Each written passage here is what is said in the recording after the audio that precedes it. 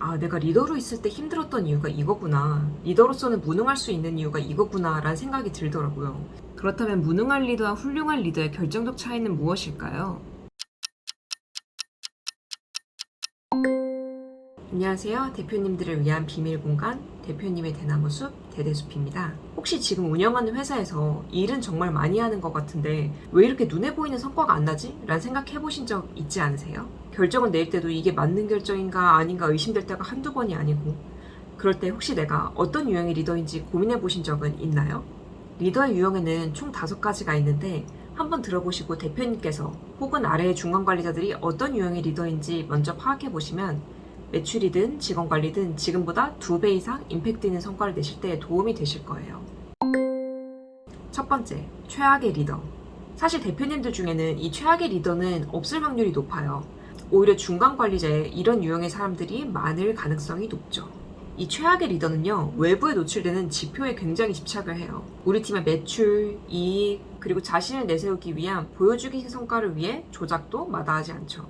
보여주기식 성과에 집착하다 보니 부하들 역시도 오로지 이런 지표를 만들기 위해 굴리고요. 미래를 위한 투자는 아무것도 없고 자기가 군림하는 시기만 잘 넘기기 위해 모든 행동이 맞춰져 있죠. 그러다 보니까 옆에서 조언하거나 반대 의견을 내는 충신들을 다 내팽겨치고 자기 말에 찬성하거나 아부하는 사람들과만 패거리를 만들어 몰려다닙니다. 문제는 이런 리더들이 자기 윗단의 리더들한테는 굉장히 잘하고 성과도 자기에게만 유리한 프레임으로 짜다 보니 윗단의 리더들이 정신 똑바로 차리지 않다간 이 리더가 진짜 잘하고 있는 줄 착각할 수 있다는 거예요. 이런 리더가 한 명이라도 있으면 조직은 곧바로든 서서히든 결국 타이탄이 가라앉듯 몰락해버리죠. 그리고 두 번째, 무능한 리더. 저는 이 무능한 리더에 대해 배우면서 정말 움찔움찔할 때가 굉장히 많았어요. 그래도 회사 다니면서 일 잘한다는 소리도 많이 들어보고 성과도 많이 내봤는데, 아, 내가 리더로 있을 때 힘들었던 이유가 이거였구나. 리더로서는 무능할 수 있는 이유가 이거구나 라는 생각이 들었거든요. 일을 많이 하는 사람이 모두 무능한 건 아니지만 무능한 리더는 일반적으로 일을 많이 합니다. 왜일까요? 첫째는 일을 잘하는 방법을 모르기 때문이에요. 리더가 되면 임팩트가 큰 일에 집중해야 하는데 진짜 중요한 일, 효과가 크게 나는 일이 무엇인지, 그리고 그걸 실행하는 방법도 잘 모르기 때문에 본인 스스로도 닥치는 대로 일을 하고 본인이 그렇게 일하는 걸 자랑스럽게 여겨요. 문제는 부하도 본인만큼 일하길 강요하기 때문에 부하까지 금방 번아웃이 와버릴 수 있다는 거예요. 부하도 계속해서 성장해 나갈 수 있는 기회를 가져야 하는데 이런 리더 밑에 있으면 본인 스스로 생각할 기회도 없어지다 보니 조직 전체적으로도 실력이 향상되지 못해서 쇠퇴의 길을 걷게 됩니다.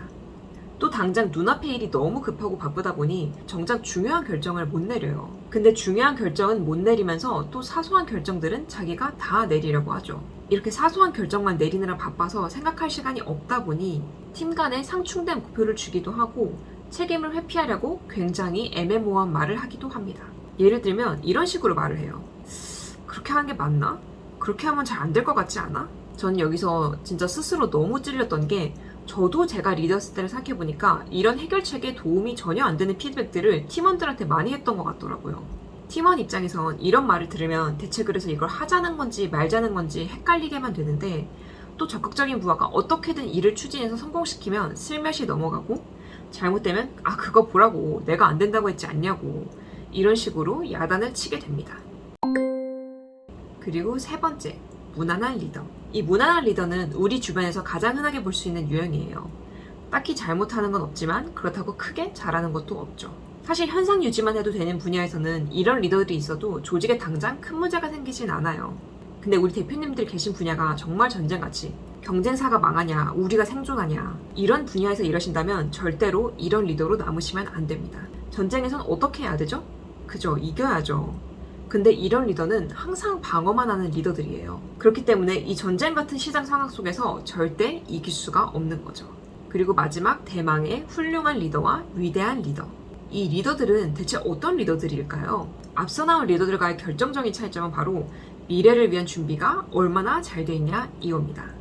현재의 일만 처리하느라 바쁜 리더들이 아니라 미래의 위험한 일들, 위기에도 대응할 준비를 미리 해두고 미래에 우리 조직이 어디로 가야 할지를 준비하는 사람들이죠. 농구 경기로 비유하자면 지금 공이 있는 곳으로 달려가는 리더들이 아니라 미래에 공이 있을 곳으로 달려가는 리더들인 거죠. 훌륭한 리더와 위대한 리더의 차이는 이 미래에 대한 준비를 얼마나 잘 해두었느냐로 갈리는데요. 그래서 훌륭한 리더는 당대의 존경을 받는다면 위대한 리더는 후대에까지 존경을 받는 리더분들이에요. 사실 부하 입장에서는 이 위대한 리더까지는 바라지도 않고 훌륭한 리더 한 분이라도 주변에 계시면 그분의 조언 한마디 때문에 정말 인생이 바뀔 수가 있어요. 이건 그냥 하는 소리가 아니라 내가 정말 간절하다면 이런 분들과의 저녁 식사 한 번만으로도 제이커브를 그리는 인생으로 접어드느냐 그렇지 않느냐가 갈릴 수 있어요. 이건 제가 직접 이렇게 경험했던 케이스가 있는데요. 이건 제가 추후의 영상에서 한번 풀어보도록 할게요. 오늘의 영상은 전 삼성전자 대표이사 부회장 겸 DS 사업 부문장에서 현 삼성전자 상근 고문으로 계신 권우현 저자님의 책 초격차 리더의 질문을 인용해 만든 첫 번째 콘텐츠입니다. 사실 저는 삼성전자 하면 무조건적인 성과주의, 혁신보다는 실패하지 않으려는 패스트 팔로워의 이미지만 떠올렸는데요.